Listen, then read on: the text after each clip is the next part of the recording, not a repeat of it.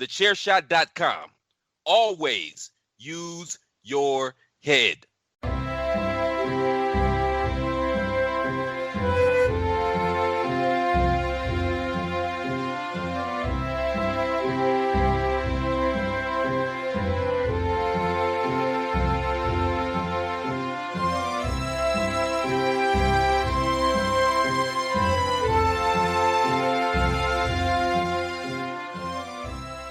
Hello, everybody, and welcome to another episode of the Badlands Podcast, the other podcast out there that is 100% chiseled and is proudly part of the Chairshot Media Group.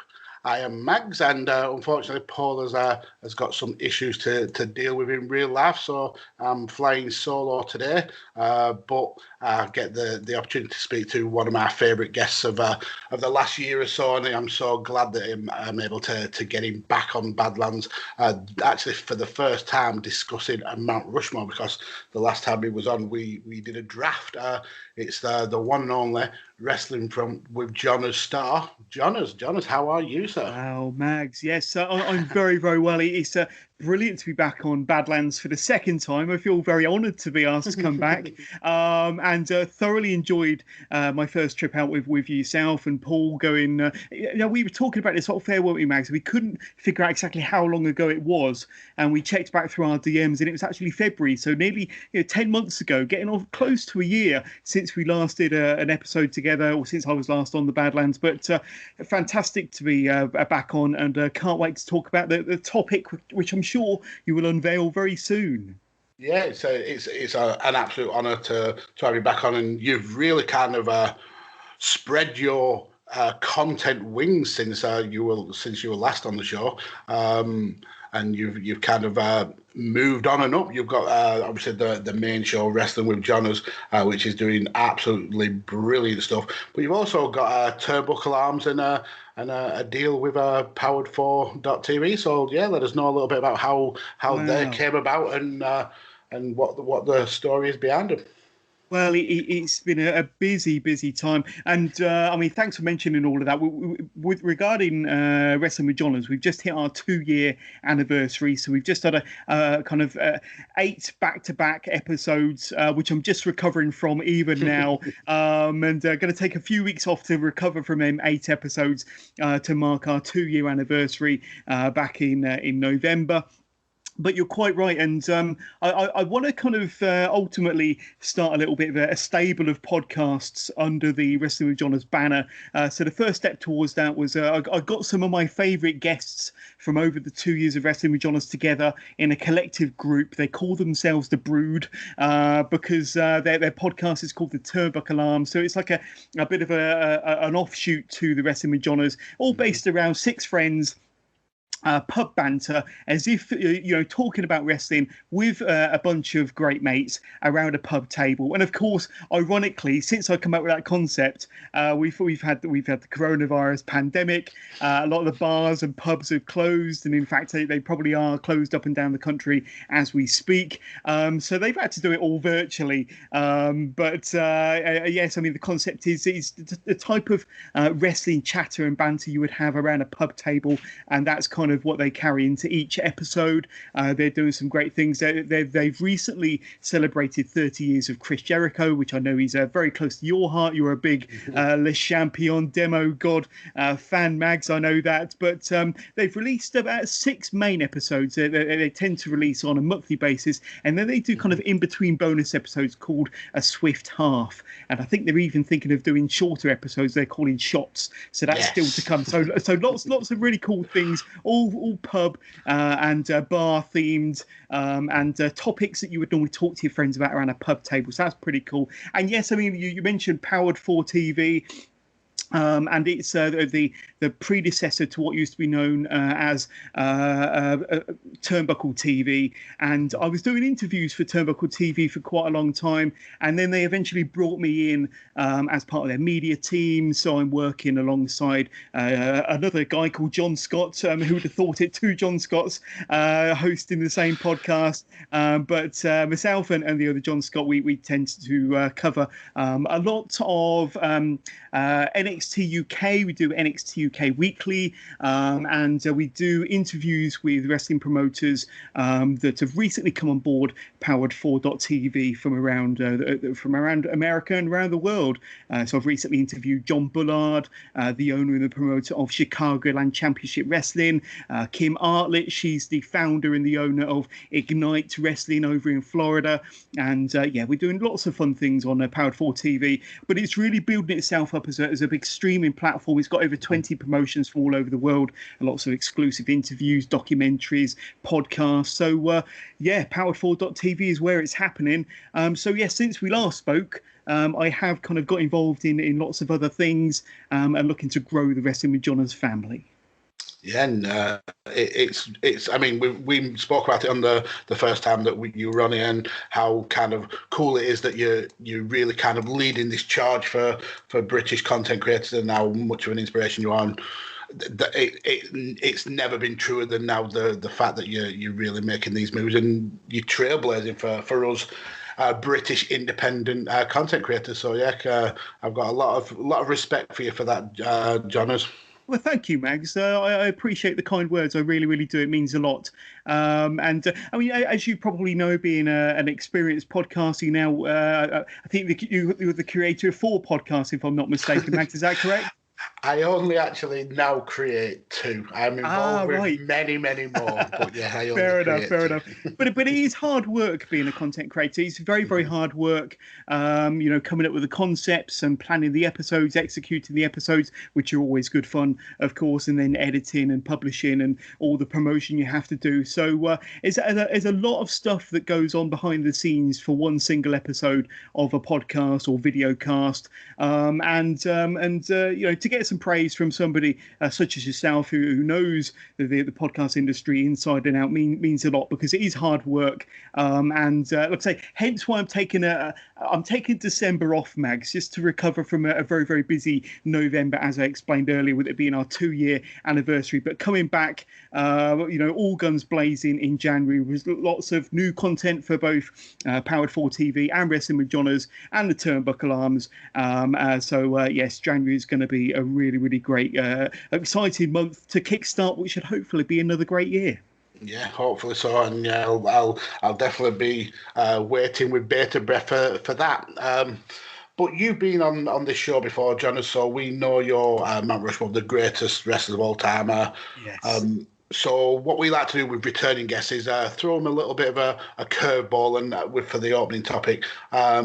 But with this year being as ravaged as it has been with the pandemic and the world burning and the lines drawn in terms of the wrestling community and stuff like that, I thought we would look back at 2020 and pick out four matches that we feel were probably the best matches of the year. I mean, as bad as the year has been in terms of in terms of the world destroying itself, there's actually been some pretty good wrestling. The wrestlers have been able to kind of really shine in this no crowd pandemic era and really been able to use their creative juices. So who would you put on your Mount Rushmore of the best matches of 2020, and a little bit of a reasoning why each one makes the cut? Yeah, you're absolutely spot on. I think that with the situation that we've had this year, there still has been one or two promotions, namely the big promotions that have continued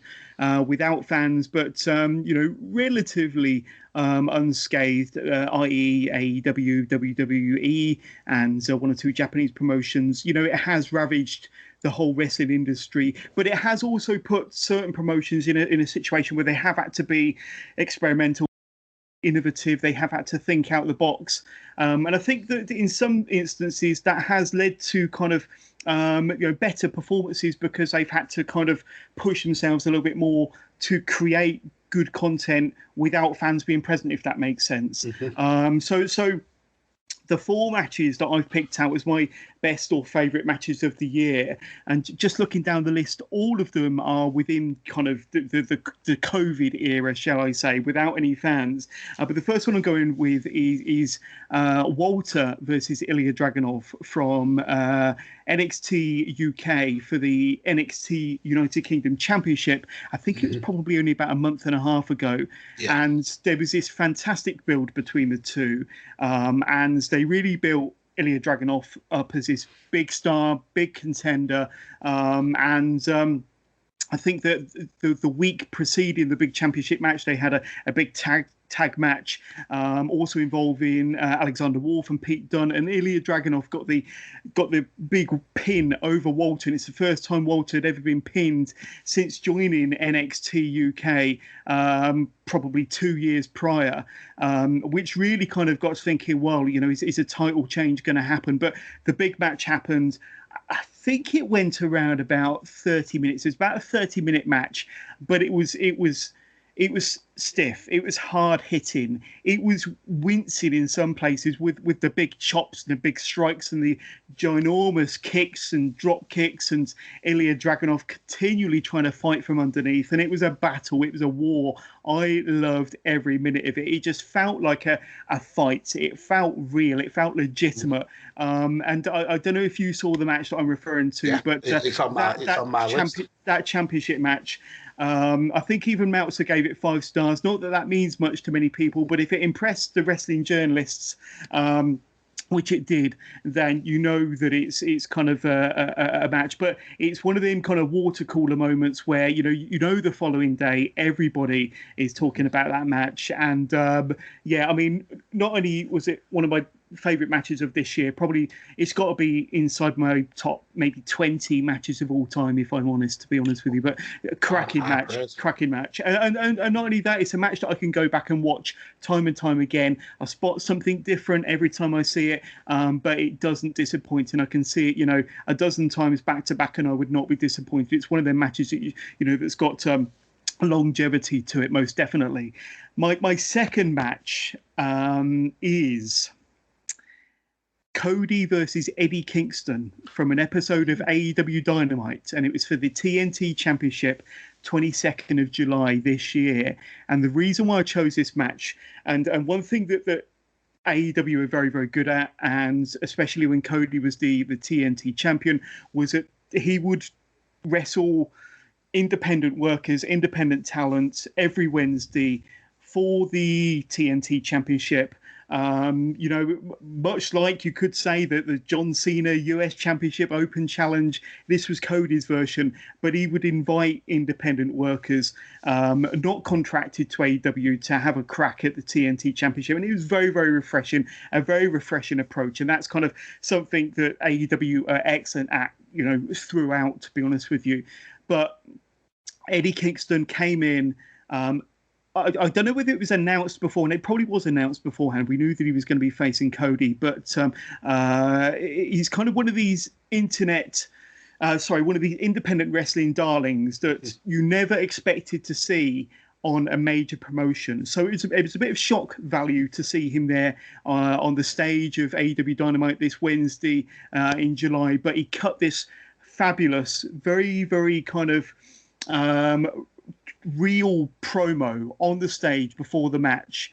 And for somebody not even contracted with the company to be given the opportunity to be given, he must have had a good 5 minutes to cut this amazing promo on Cody, on the Rhodes family, on the wrestling industry, and how he had to sell his boots to be able to pay his mortgage or whatever it was, finding himself there.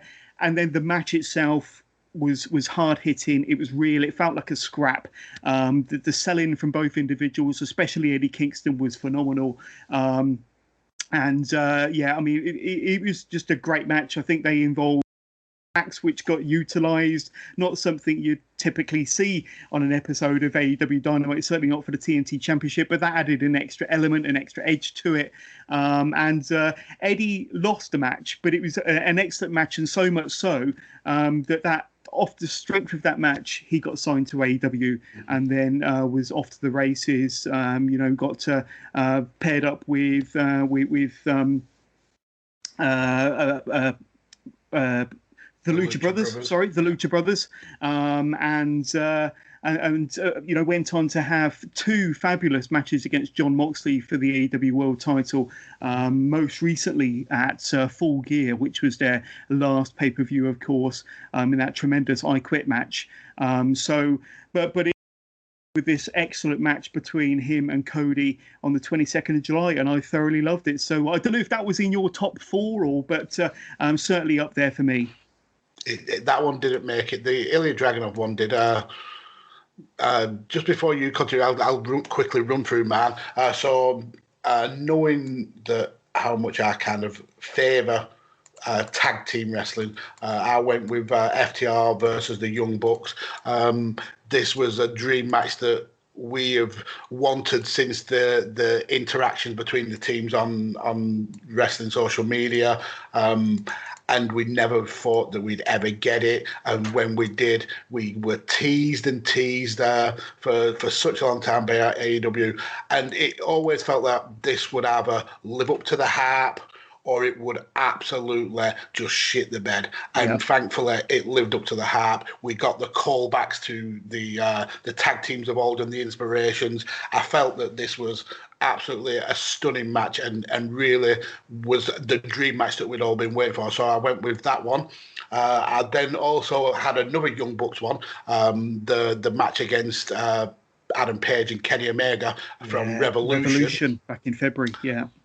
Now, watching it originally, there was a lot of praise and hype for this, and I didn't quite get it. I didn't quite get why it had been touted as from the likes of Dave Meltzer as the best wrestling match that he'd ever seen. But on like subsequent rewatches, you can see how crisp, how effortless, and how damn near perfect of a wrestling match it was. It was so well paced. The story that was told in the ring was absolutely beautiful, and it was a really good way to kind of further the storylines that was going on between Paige and Kenny and the Young Bucks. So yeah, that made my second pick. Then I went with one that you've gone with, and it's arguably the best WWE produced match in the last year or so with Ilya Dragunov and Volta. For me, the shocking thing about it was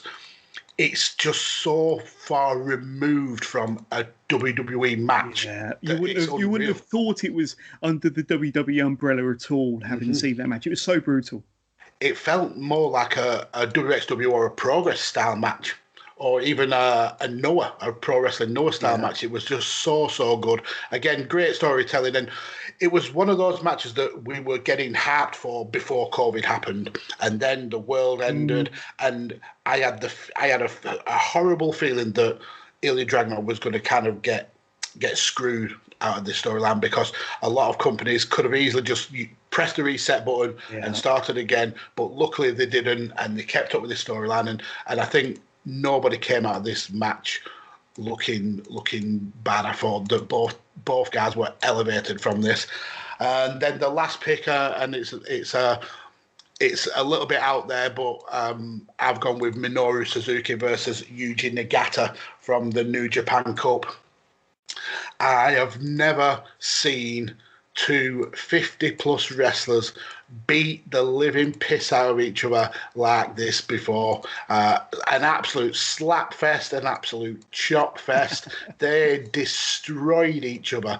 I remember reading a statistic by a friend of the show, Craig from Pro Wrestling Musings, and he said that the amount of strikes from Yuji Nagata alone in that one match was more than the amount of strikes that Kenny Omega had done in all his time in AEW. Wow. which is absolutely phenomenal. It just shows the pace that they went to. 20 minutes, and they did not let up. It was just a phenomenal match to watch. So yeah, they would be my best matches of 2020. Yeah, do you want my third and fourth pick very briefly, Max? Yeah, Go for it. Okay, so I mentioned earlier how the wrestling industry have had to kind of think on their feet and be innovative, and this was definitely the year of the cinematic match, the cinematic universe. My third and fourth pick are both cinematic matches. Number 3 has got to be the Stadium Stampede match. I was so close to picking this. I was so close to picking it. The Elite versus the Inner Circle. I loved every damn second of that match, from the comedy to the risky spots to the Northern Light suplexes from, was it Matt Jackson, the whole length of the pitch? Yeah. Poor Sammy Guevara, to the huge bumps, to the comedy spots, and it was perfect. It was absolutely perfect. It's another one of their matches you could go back and watch, pick something out new every single time. But the Stadium Stampede match, love it all day long. And then of course, you can't talk about 2020 in cinematic matches without the Boneyard match from WrestleMania 36. And it was the perfect last match for The Undertaker, the perfect opponent in AJ Styles. And the way it was kind of shot and put together, and it just told a wonderful story to cap off an amazing 30-year plus career for Mark Calloway, for The Undertaker. And easily the best match from either night of WrestleMania back in April. And yes, when you talk about cinematic matches, that one will kind of be up there all day long. And so that's my top 4. So Walter Ilya Dragunov, the Boneyard match, Stadium Stampede, and Cody versus Eddie Kingston. I think they're 4 pretty good matches to look back on 2020. Yep, absolutely great picks, and the 2 cinematic matches were very close to being on my list. The Stadium Stampede was so funny. I mean, the things like the 100-yard clothesline by Adam Page, it just it was just so well done, and again, it kind of shows the creative minds of these wrestlers when you give them a little bit of freedom, what they can actually come up with. And the Boneyard match, that really was the beginning of cinematic matches for 2020, and whilst it's probably been superseded by the Stadium Stampede match, it certainly set a very high benchmark and was a perfect way to end the in-ring career of The Undertaker. So yeah, I cannot fault those picks. Good. I enjoyed compile, because I was thinking, Craig, when you think of 2020, you kind of think more on the negative side and thinking, well, was there really that many good matches to pick from? But when you think about it, when you look especially at what AEW has been able to produce this year, and WWE under the circumstances, when the pressure's on, they can still deliver. I think that those 4 matches stand out for all the right reasons. But 2 very similar matches in terms of Cody, Eddie Kingston, and Dragunov versus Ilya versus Walter, being hard-hitting, very real, very physical matches, and then 2 cinematic matches, both very similar in the same universe, and both entertaining for slightly different reasons. But 4 good picks there for me, I think. Yeah. So let's get into this main topic, John. Yes. I thought for us, we would go with the wrestlers that have had a 365-day plus reigns as champions. So they've been able to go a calendar year as world champion. So it'd be interesting to see if we have similar picks, or if we've gone way off kilter and took different viewpoints. But who is the first person or the first team of wrestlers that is on your Mount Rushmore of year-long champions?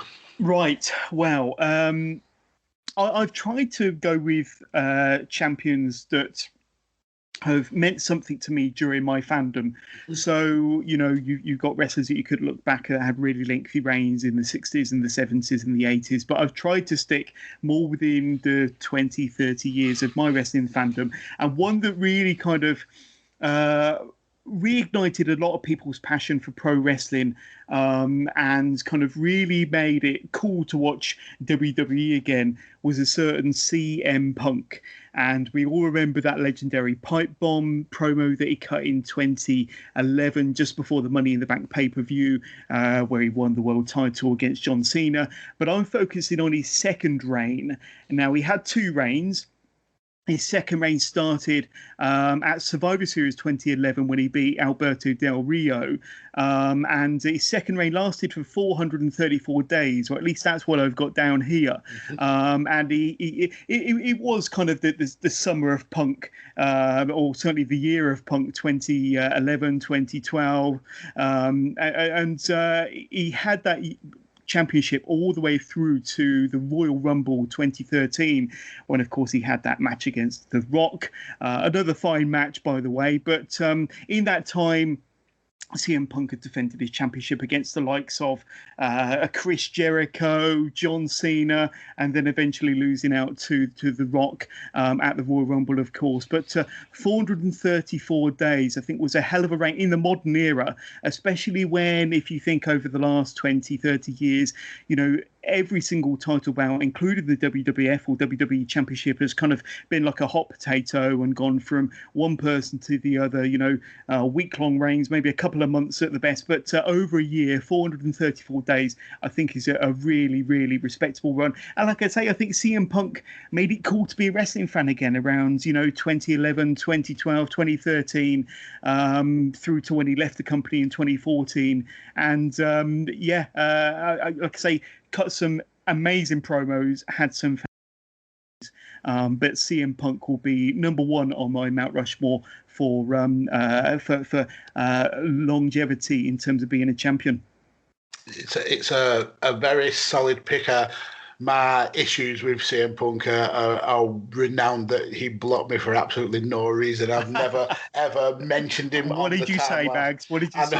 I probably have actually said something, but there's no denying that it's an outstanding run, and especially in an era when you had the talent that he was facing, for him to be at the top of that tree for over a year is quite phenomenal. And it actually links into one of my picks. It wouldn't have actually been my first pick, but seeing as the storyline kind of continues, I'm going to go with my first pick is AJ Styles.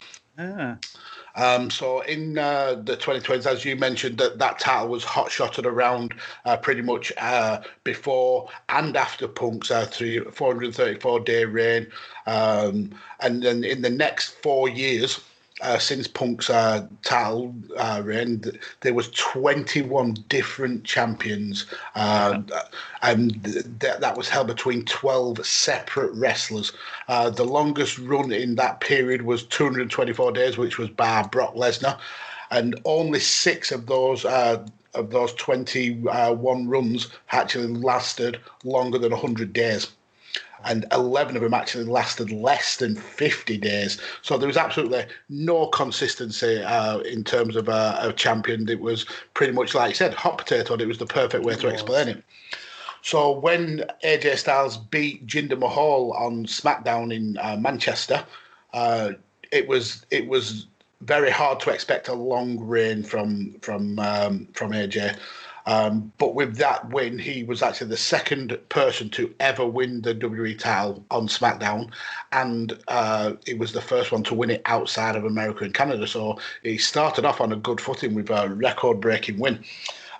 It was the reason why he actually won the title was because they were planning for a champion versus champion match against Brock Lesnar at Survivor Series, which he ultimately lost, but really kind of was elevated by that match. He retained against Jinder Mahal at Clash of Champions. At the Royal Rumble, he beat Sami and Kevin Owens in a triple threat. And then after that, we saw Shinsuke win the Royal Rumble, which meant he would challenge AJ at WrestleMania in hopefully what would have been a repeat of their amazing Wrestle Kingdom 10 match. It didn't quite live up to it, did it? It certainly didn't. It definitely was a fart in church. Yeah. But I was in that church, and it was a great match. But like I say, we was all hyped for this big 5-star extravaganza, and I just don't think they felt like they had the freedom to do what they did in New Japan a couple of years before. But sorry for interrupting you there, Max. No, it's absolutely fine, and you're right. I think the opportunity was there to do something absolutely phenomenal, and over the next 3 or 4 events, it just got watered down to the point that this dream match that many WWE fans were wanting became boring and became stale very quickly. We saw the double count out at the Greatest Royal Rumble. We had a no disqualification match at Backlash, and then at Money in the Bank, when the feud finally ended, it was a last minute standing. And then AJ beat Rusev at Extreme Rules, becoming then the longest reigning WWE champion in SmackDown history, which would be, I think it was JBL's 280-day record. And then we got the infamous AJ Styles versus Samoa Joe feud over a couple of shows.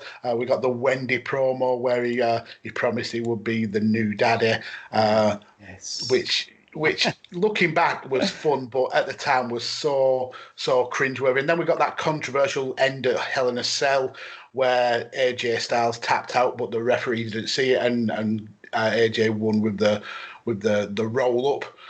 Samoa Joe got a couple more bats at that cherry though at Super Showdown and Crown Jewel. And then at Super Showdown, we actually saw Daniel Bryan become number 1 contender when he beat The Miz, and he was actually meant to challenge AJ at Crown Jewel, but obviously there was a lot of controversy with the killing of Jamal Khashoggi and a lot of issues with Saudi Arabia. So Daniel Bryan was one of the few wrestlers who stood up and refused to go to Saudi Arabia, which meant that Samoa Joe filled in. But he did get his title shot a couple of weeks later on SmackDown Live, and he was able to pick off the victory, ending the record-breaking 371-day reign of AJ Styles. So, yeah, I'll go with AJ Styles for my first pick. Good pick. Really good pick. I did consider putting AJ Styles into my top 4, but there were other names that kind of stood out as being more worthy. But I'll go with my second pick, shall I, Mags? Yep, absolutely. Okay, so I'm going to go with Asuka and her NXT Women's Championship reign of 523 days. Now, she was undefeated in her entire NXT career. She didn't even lose the championship. She had to vacate it. I mean, she won it first off by beating Bayley at NXT TakeOver Dallas. And that was also the same show where we saw the debut of Shinsuke Nakamura against Sami Zayn in that incredible match. And like I say, that's where Asuka beat Bayley for the Women's Championship, that same show. And she vacated it on an episode of NXT TV 523 days later on the 24th of August 2017. Now, she was injured at the time, which was one of the reasons why she had to vacate, but she was on the verge of being called up to the main roster anyway, and she I think she showed up on the following week's episode of Raw. But she was a badass killer in NXT. She's been presented as a bit of a badass on the main roster, but not quite to the degree that she was in NXT, where she was pretty much killing and murdering everybody on the roster. And she was portrayed as this badass Japanese warrior, and I mean, you was convinced that she was pretty much unwinnable, undefeatable on the women's roster, but she defended her championship against the likes of let's have a look here, Ember Moon, Mickie James, Nia Jax. I think she probably had other matches against oh crikey, who is Alexa Bliss's tag team partner? Nikki Cross. I know that they had a couple of amazing matches on NXT while Asuka was the champion. I think she's definitely worthy. I mean, I've got an ultimate list here of about 12, but she was easily on my Mount Rushmore top 4, Mags, because I felt that her run in NXT as women's champion over 500 days and undefeated, she didn't even even get pinned for the championship when she had to relinquish it before going up to the main roster. I think that is a pretty phenomenal record in anybody's books. Yeah, it's an absolutely outstanding pick, and a lot of the times with these kind of long title runs, it can kind of make the opponents of the wrestler look weak, but I don't think that Asuka did that. She always kind of had that ability to elevate who she was going up against. And it's a more of an outstanding pick just because of how good she's been in this COVID era. She's been one of the absolute bright stars. We've really got to see her character work, and the fact that she's champion on Raw. It's a great pick, and one I've actually neglected to even consider, so shame on me. But I'll go into my second pick. Yes. And this is probably the weakest one on my Mount Rushmore in terms of wrestling kind of fandom, but these are some of my favourites, and it's my list, so people will have to deal with it. I've gone with the Good Brothers. Now, after the former Festus and Imposter Kane star Doc Gallows joined New Japan, he was instantly aligned in the Bullet Club faction, and the world knows how much of a fan of Bullet Club that I am. And he formed a tag team with Bullet Club founder member Machine Gun Carl Anderson. Yes, indeed. These two entered the 2013 World Tag League and basically announced that they were called the Good Brothers, and they ended up winning their block with 4 wins and 2 losses, with wins over the likes of Great Bash Heel, Tenkoze, and Okada and Yoshihashi. This meant that they would go ahead and challenge the current IWGP champions, who were at that time Killer Elite Squad, Lance Archer and Davey Boy Smith Jr. So fast forward to Wrestle Kingdom 8. And the Good Brothers were able to beat their Suzuki-gun opponents to win their first reign as IWGP Tag Team Champions and start their year-long reign at the top of the division. They defended the title against Killer Elite Squad at New Beginning, Hiroki Goto and Katsuri Shibata at Invasion Attack, and then Hiroki Goto and Captain New Japan at a special show in Taiwan when Captain New Japan took the moniker Captain Taiwan for that show. They then also would be one of the stars of the New Japan and Ring of Honor Super Show War of the Worlds when they beat the Briscoes to defend their title. They would then defend at Dominion against Tanahashi and Togi Makabe, and then they would then again beat Okada and Yoshihashi at Destruction. In entering the 2014 World Tag League, they won their block again, this time winning 5 matches and only losing the 1 match to Tenkoze. And they ended up facing Goto and Shibata again in the finals. But this time at Wrestle Kingdom 9, they ended up losing the match. And at exactly 365 days, the first reign of the Good Brothers as IWGP Tag Team Champions came to an end. They would eventually win the titles back and would have 2 more runs with the title, but wasn't able to kind of reach the year mark again. I think the longest reign they had after that was about 180 days. But yeah, for my second pick, I'm going to go with Carl Anderson and Doc Gallows, the Good Brothers. A brilliant pick. And I mean, coming to more modern times, they're doing some great stuff back in North America and the Impact World Tag Team Champions, of course, Mags. Have you caught much of their run over in Impact? I've caught a little bit. I think I'm more excited now with the whole Impact and AEW partnership, and to see some of those potential dream tag team matches happen in AEW with the likes of the Lucha Brothers and the Good Brothers fighting, or even the Bucks and the Good Brothers, something like that. But yeah, it's exciting times to be an AEW and Impact fan. Yeah, absolutely. And I mean, they did have a decent run in WWE, but I don't think they really was able to show their full potential in WWE, and they certainly weren't able to show their full potential as characters or as in-ring athletes, in-ring performers. So it's a real shame. But I don't know. Like I say, I think that their WWE run can easily be cast in the history books, and I'm sure they've got a brighter career ahead of them.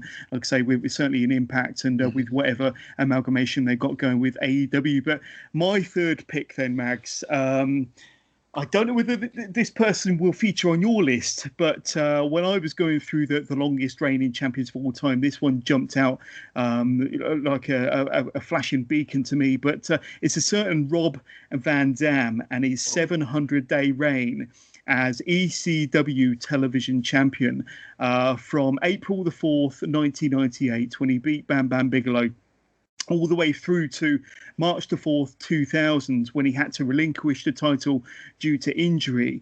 And I was a big Rob Van Dam fan from around about 94, 95, when he first started coming into the scene. And certainly when he started becoming a big popular star in ECW and tagging with Sabu and having great matches against Sabu as well, and amazing matches against the likes of Chris Benoit, and certainly when ECW would bring in the cruiserweights, and the ECW were kind of revolutionary in so many areas, bringing in the luchadors to a North American audience, bringing in Japanese contingent to a North American audience, and cruiserweights to, and Japanese and cruiserweight champion wrestlers to a North American audience. But Rob Van Dam really made his name as an ECW original and an ECW superstar. And this 700-day reign as their television champion, he held the title with such pride and prestige that it kind of, to a certain degree, felt more important at times than the ECW world title itself, because of how long he held it, and because the television champion or television title was fought by some of its best talent that it had on the roster. So you were guaranteed amazing matches for the television title. And it was kind of like the Intercontinental Champion, for WWF fans, was always classed as the workhorse championship within that promotion. The television title was held in much similar regard in ECW. And Rob Van Dam's 700-day reign, I mean, he had some amazing matches as well in that over 2-year reign as well, against the likes of Jerry Lynn, Spike Dudley, Balls Mahoney, Lance Storm, Too Cold Scorpio, Rhino. He had some amazing matches, and I think he had several match of the year contender matches against many of those opponents, in particular Jerry Lynn. And I think that they had a couple of great pay-per-view matches as well over the TV title.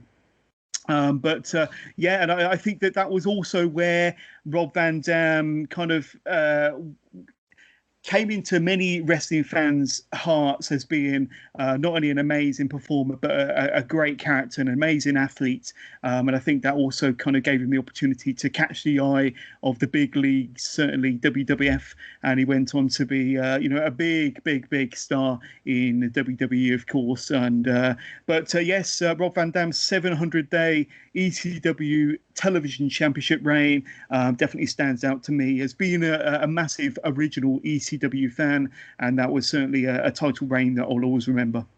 Yeah, it's another outstanding picker. His matches with Jerry Lynn were jaw-droppingly good.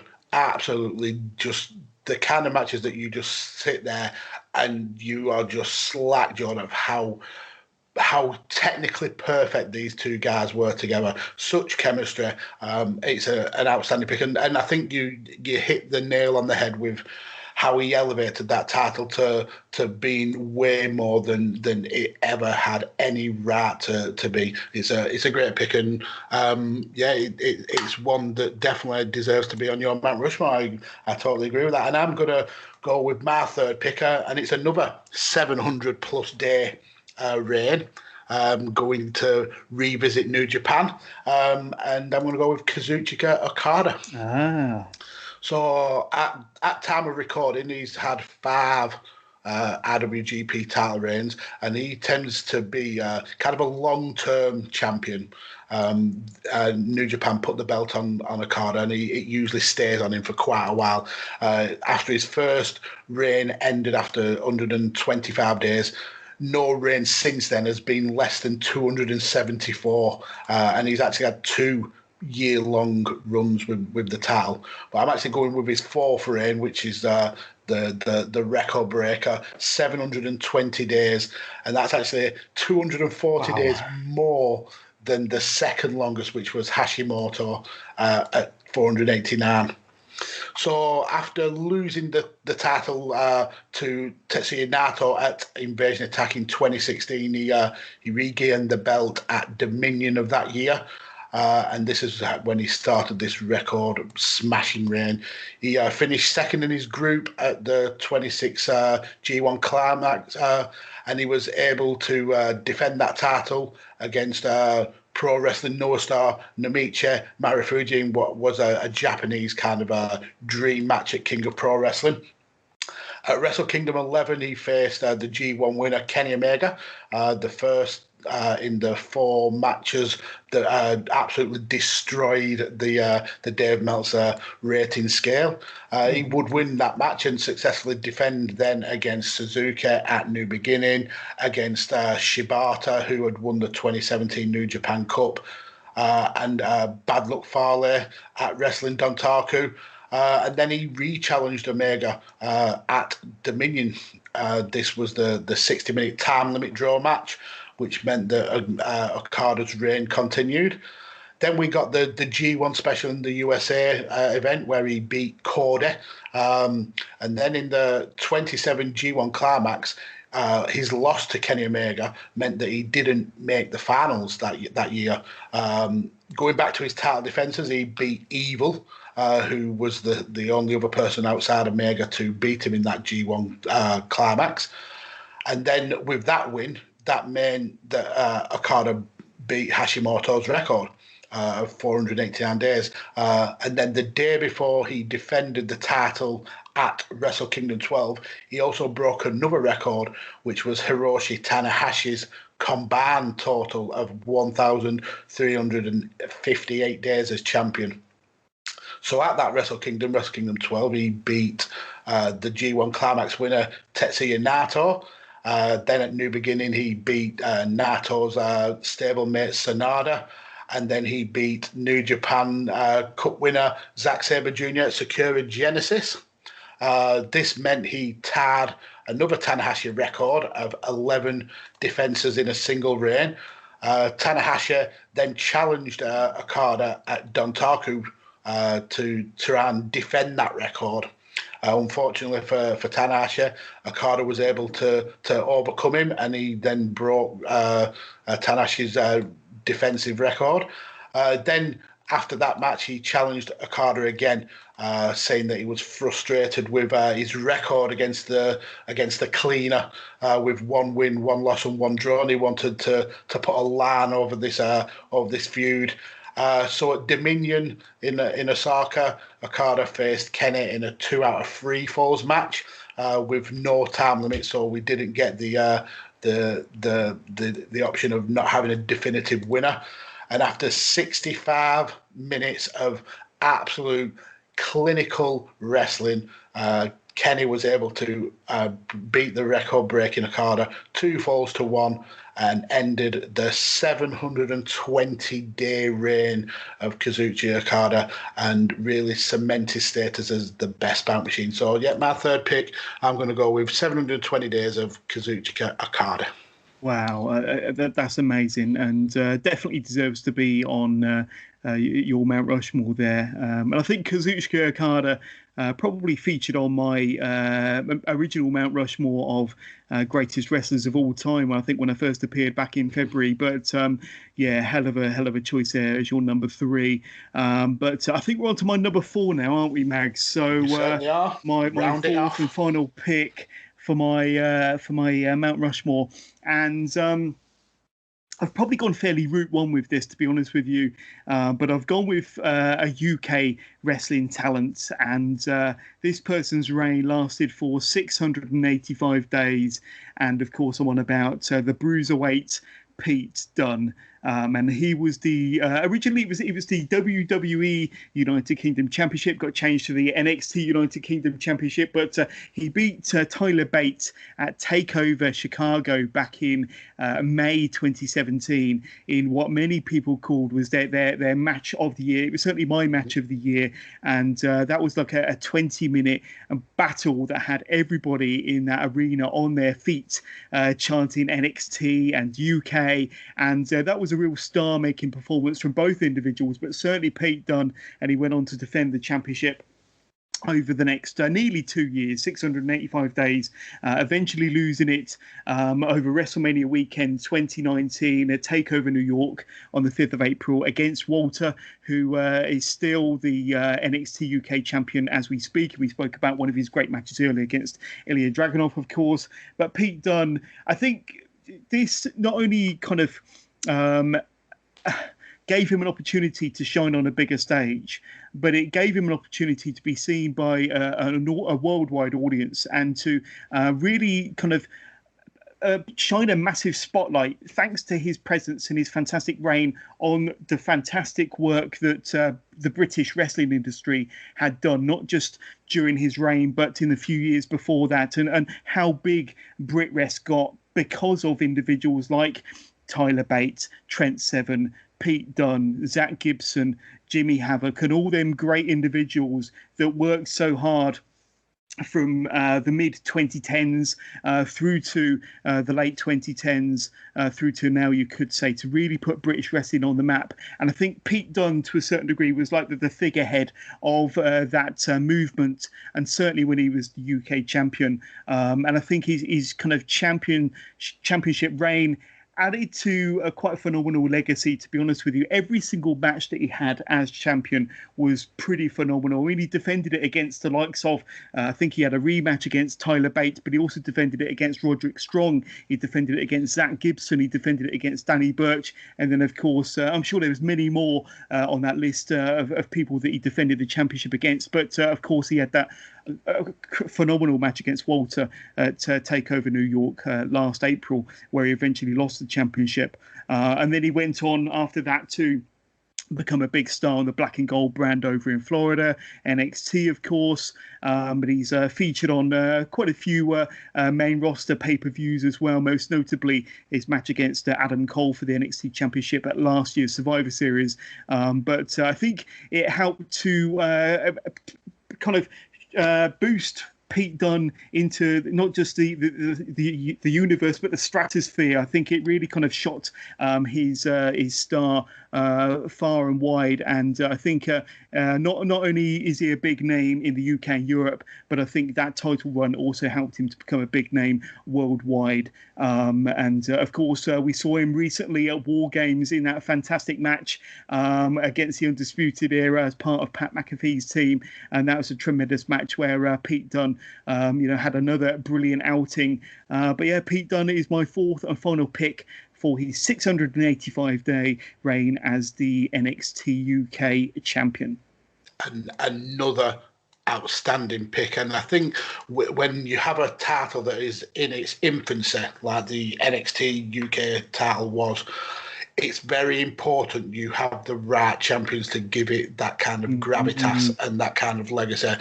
Going with Tyler Bate, obviously, the beginning, that was the kind of the emotional pick. Everybody absolutely loved the fact that Tyler was champion, and being one of the youngest people to ever be a champion in under the WWE umbrella. But I think Pete, the quality of his wrestling, the quality of his opponents, he really elevated that UK title to mean something way more than a title of its age should have meant.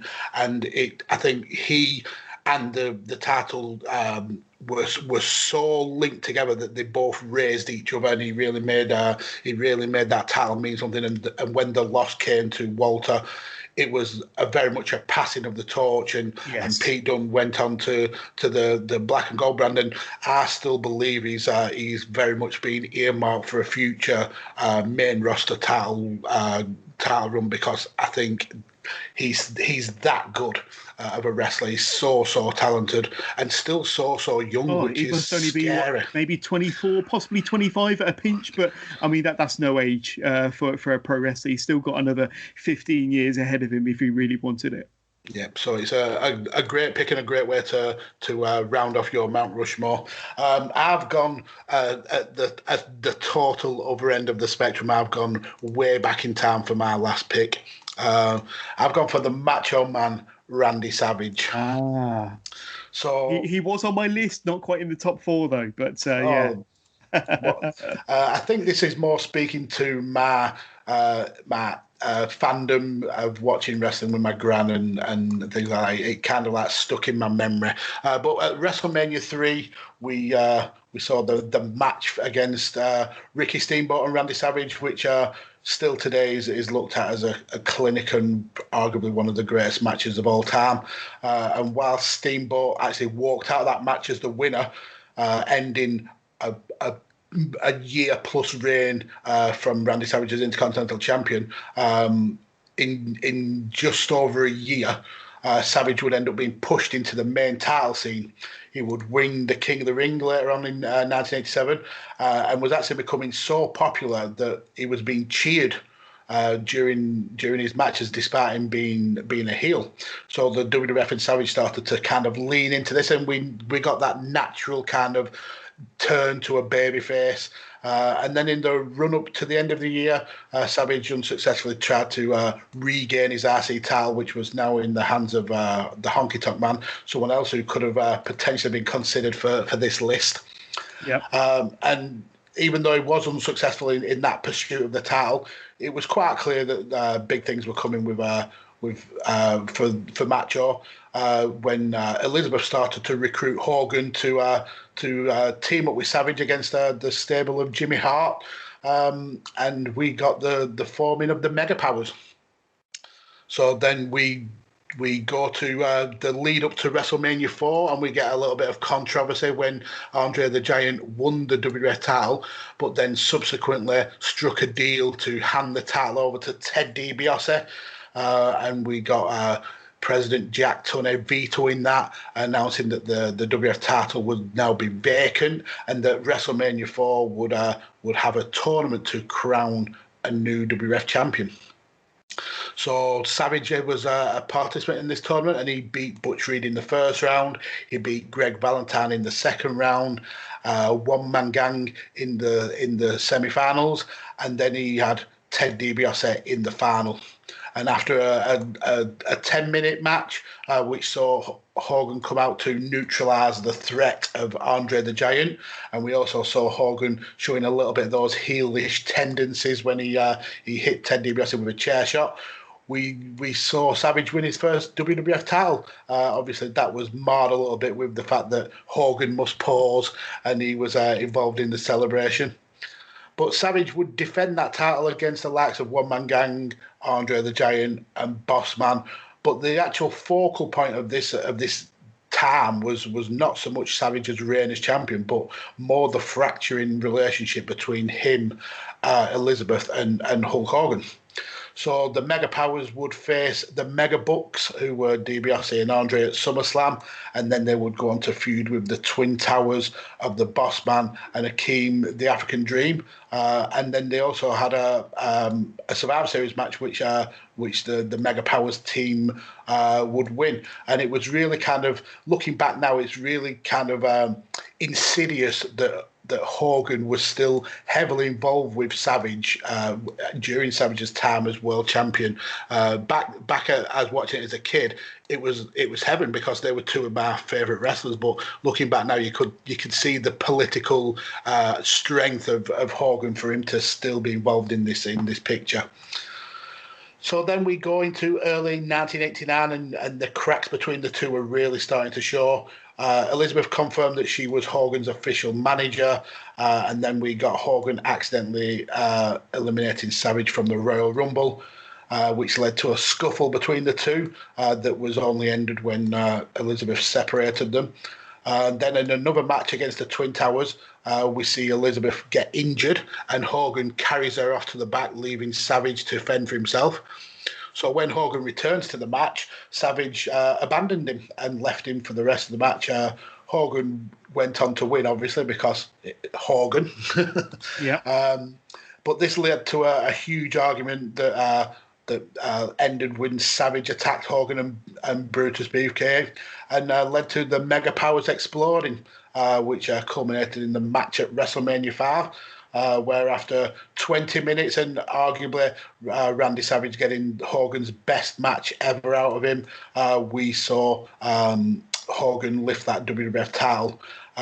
Savage's reign lasted for 371 days, and this feud would eventually carry on because we got the introduction of Zeus from the movie No Holds Barred, and Savage's kind of run to end Hulkamania.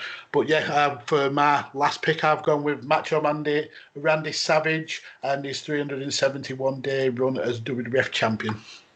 Really, really impressive there. And like I say, I had Randy Savage in my list, but it wasn't for his WWF Championship run. It was for his Intercontinental title reign, which was 414 days. You mentioned he lost it to Ricky Steamboat at WrestleMania 3, but he won it 414 days prior to that against Tito Santana. So it is his Intercontinental Championship reign that was a long one also, Mag. So I think Macho Man, he certainly had an amazing career in WWF and some long title reigns as well.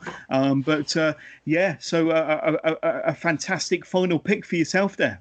Thank you very much. And I think between us, we've got two really good and really different Mount Rushmores.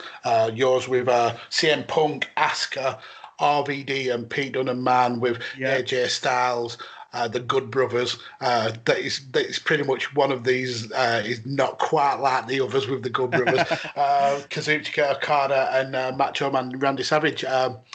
What I need from you now, Johners, is I need a topic for a future guest. What kind of Mount Rushmore would you like to hear about, or what kind of Mount Rushmore would you like to be debated?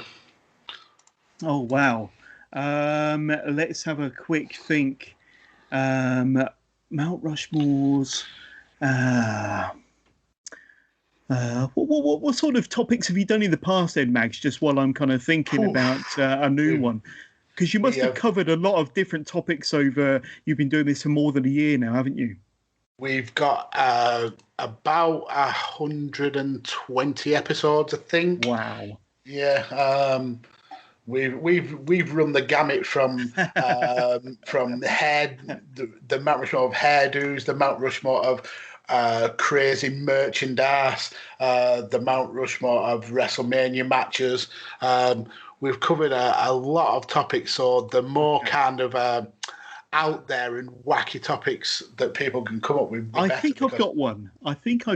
And now, correct me if you've already done this one, but how about a Mount Rushmore of outlandish gimmicks, kind of wonderful characters like, I don't know, Doink the Clown and Bastion Booger and Giant Gonzalez and the Ding Dongs. So how about a Mount Rushmore of wacky characters? Wacky gimmicks. I love revisiting gimmick Mount Rushmores. It's one of the most interesting ones that we get to review. We recently did an episode with Warren Hayes covering wrestlers who've had success with more than one gimmick. So yeah, that's a brilliant pick, Jonathan, and one I'll certainly look forward to researching. Thank you for doing this, Jonas. I really do appreciate your time. I know you are incredibly busy in the world of content creation. Please let the Badlands listeners know where they can get more, Jonas, where they can find your content and where they can follow you on social media. Right. Well, firstly, I just want to thank you so much for inviting me back for a second time. I wonder, has anybody been invited back for a third time, Mags? I'm hoping to be that person if they haven't already. But we shall see. We shall see. But you can find me. I'm pretty much all over social media. Firstly, on Facebook, you can search out the Wrestling with Johners Facebook community page. Just search Wrestling with Johners. That's Johners spelled JOHNERS. I'm on Twitter at with _ Johners Pod. I think that's it anyway. I don't go on Twitter as much as I possibly should. Instagram, you can find us at Wrestling with Johners. Or if you want a one-stop shop, just go to the website, wrestlingwithjohners.com. You've got links there to all of our social pages and hopefully the correct Twitter link as well to all of our merch pages. You've got links there and quick players for all of our podcast episodes and video casts. You've got articles and news items up there. Yes, you've also got links to the Turnbuckle Arms podcast as well on that website. So that's wrestlingwithjohners.com. It's like a one-stop shop where you find us all there in one tidy place. Yeah, it will be an absolute honour to have you back on the show. You are more than welcome anytime. It's always great fun to have Jonathan. And hopefully only if you want me. Absolutely. And hopefully we'll be able to get you and Paul on the same show finally, so you can experience Paul's shot when I veto one of his picks. But yeah, listeners, definitely go and check out John's content. He's absolutely outstanding. I get a lot of praise for being called the Podfather and being putting out so much content, but this guy puts my content well in its place. He's an absolute trailblazer for us in this community. But yeah. Thank you all for listening. If you can follow me on Twitter at DJ Kirby, follow Paul when he's around at Raincounter, follow this show at Badlands Pod.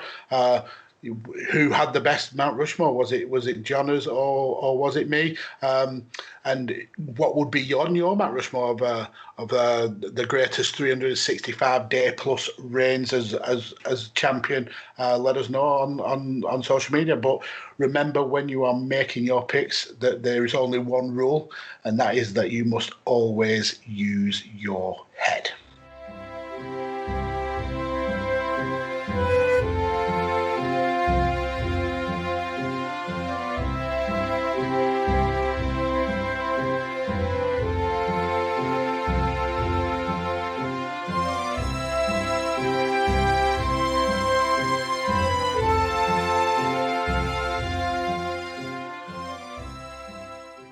Chairshot.com.